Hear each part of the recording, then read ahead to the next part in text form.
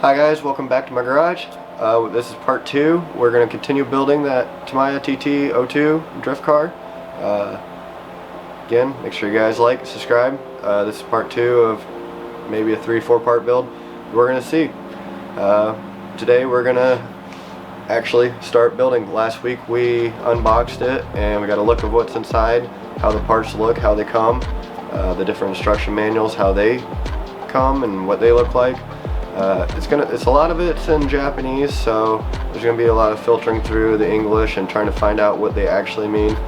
A lot of this reading through, my first reaction was sort of shocking because a lot's lost in translation, but we're gonna work through it. So this video is probably gonna have a lot of the sped up speed runs through, because I don't want to end up boring you guys just sitting there screwing one screw in slowly at a time. I don't use power tools, I only use the hand tools just because this stuff is going into plastic and very easily you can split plastic, over torque it, strip it out. So it's a patience game. That being said, I'm gonna switch you guys up and let's start building this car. Alright guys, so I was setting up for this first shot. I just want to show you guys what I was going through. So the instructions are about as clear as mud, so I'm probably going to be doing a fairly large step like this. I built the center drive shaft, and then showing actually assembling it and talking about it. But yeah, we got parts A, parts B, parts C, D, and it jumps to G, so I don't know if there's a E and an F. Got my screws laid out down here. Still some I haven't opened yet or sorted yet. Try to get the body and the shock stuff all down over there, and the wheels of course. Basically anything I don't need right now out of the way. But yeah, figured you guys would like to see how big of a kit and this is before you guys try and take it on yourself. It's very, very doable, but you do want to be very organized and have a good workspace. Okay, so as I was saying, I got the center drive shaft built. This is our first install, part to really install. I got some bearings here and here, and down here on either side. Did come with some grease here that you want to make sure you put on the shafts for the bearings. So this is going to set right down inside here.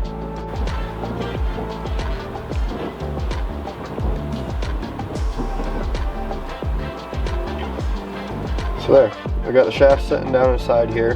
The next part we need is off of this D, and it's part D2. So we put D back right there, and this part goes on over this bearing here, and then gets installed with these two 10mm screws.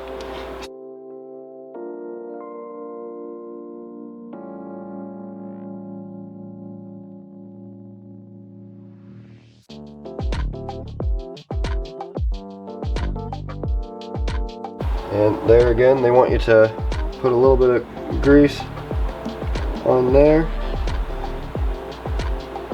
and on there. So our next step is to build the differentials. I'm going to go through building them, and I'll come back to you guys when we actually get them set inside there. Okay guys, so building the diff here. I got one here that is fully built. So this is what the end product is. But the inside here is going to show you guys how this all works. Now, when building this one, I slathered it all up with this grease and stuff and everything, so it was really hard to see what was going on. So I wanted to show you guys without any grease. So you got your little crossbar here, and all of your spider gears face inward, sitting on that. Now you want to lube up your pegs, you want to lube up your center peg, you want to lube up the gears themselves, the front, back, side, all of that. And then once you have those three sitting together, then your end gears, and this is what will actually attach to your axle shaft through the case hole here. Those will actually sit basically on top and on the other side. So you have this big mesh of gears here all together and working together. So when your both rear wheels are moving, or both axles are spinning at the same rate, then basically they all just stay locked together as is and spin. But if you're going around the corner, one of yours is going to spin, the inside is going to spin slower than the outside because it's got less ground to travel. So that's when these will spin different of each other, and the gears will, the little spider gears will spin. So this all goes inside of this case and then is sandwiched by this gear here, and this gear then runs off of that center drive shaft that we just installed. So I'm going to finish putting this one together. I'm going to lube it all up so it's good to go, and then we'll put these differentials inside the car and get their caps on and move on from there. So now I got both differentials built. I got the bearings, screws lined up, and our caps are going to sit over top of right here. So there's a couple spots that need to be oiled. Put a little more grease on there. I know I already did, but we'll put some grease on these gears as well.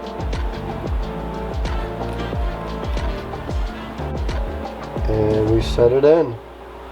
Now it's important to put it in facing the right direction. Otherwise you'll have them going, one wheel going backwards, one wheel going forward. You can see here, as we spin that, our center shaft, so our motor is going to end up sitting right down here. The motor will sit here, have a gear on it, and it'll be spinning this gear here. And in doing so, that's how you spin it. It's going to make the wheels go forward or backwards, because we'll have our drive shafts coming inside here. So here's another way to test. You guys can see, to make sure you have it on the right way. This one I know from the picture is supposed to be over here, so when I spin the gear this way, it's going to go forward and that same. It's also a good idea, while it's open like this, give it some spin around a few times, see if you see any dry spots on your gears. If you do, make sure you lube them up now. For the most part, it should spread the grease out fairly evenly on its own.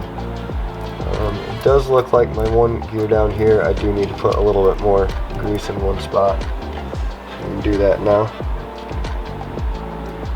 Just gonna squeeze a little bit in there. Just run it again. Perfect.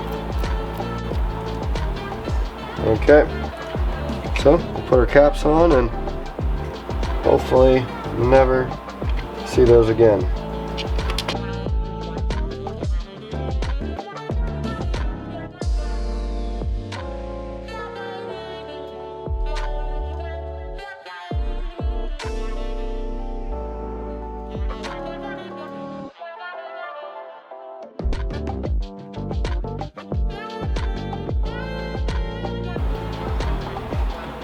Alright guys, so this is where we've gotten to. We got our center shaft in here. We got where our motor's going to mount up, which will eventually be here. But we got our differentials front and rear, or front and rear rather, all installed and ready to go. This is looking pretty good. This is smoothing, or spinning nice and smooth and quiet. So that's exactly what we want to hear, is nearly nothing. So next time it looks like what we're going to be doing is we're going to be starting to put a little bit of the suspension together and also getting the motor actually mounted up. So that's going to be on the next section. This is just a little bit of a start to what this is going to be like. It's going to be a little bit of a learning curve for me, especially for filming and keeping you guys on track with what's going on without boring you guys also. So I'm going to read a little bit farther forward in this, and we will get right back to building this car.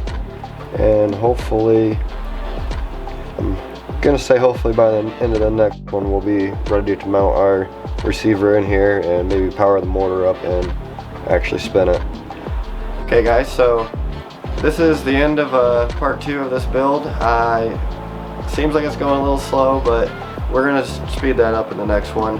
Like I said, I'm still figuring out how I'm gonna be doing this series and how involved everyone's gonna be with the whole in-depth build of a RC car.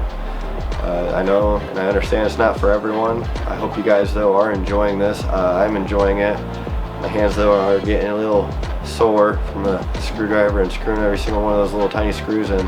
So I'm gonna have to take a break for today, and this seems like a really good spot to stop for right now.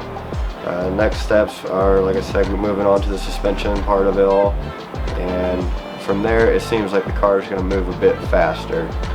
There's a lot less parts to necessarily lubricate. There's a lot less small building. The suspension is going to be a little bit, but there again, once we get the suspension on and everything, it's going to definitely look more like a car. But this build is going pretty well. I'm happy about it. If you guys like this, please let me know. Hit that like button, subscribe if you haven't. If you're new to this or new to my channel, this is only a little bit of what we do. I also got a bunch of running videos. I do more of the running stuff. I like that more. I do like tinkering on these, but as I'm finding out, it is a bit of a challenge to film tinkering on them and keep it interesting for you guys. I know a lot of people do say they like to speed up stuff, but like I said, leave a comment down below. Let me know what I can do to improve it for you guys, what I can do, what you guys are actually interested in seeing. If anybody wants me to go more in depth on something, I can more gladly do that. I really like explaining things. It's sort of why I'm doing this right now, is I like being a teacher.